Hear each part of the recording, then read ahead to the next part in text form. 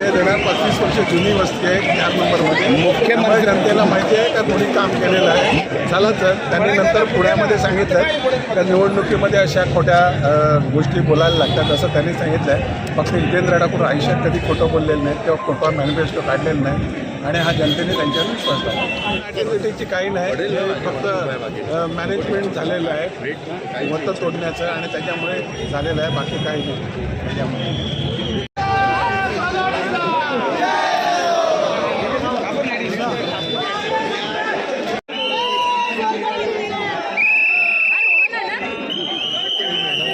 कुणाचा फोटो काढतो?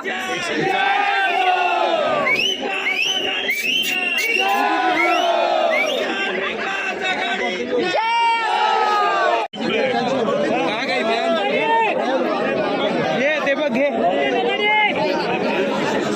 एक मिनिट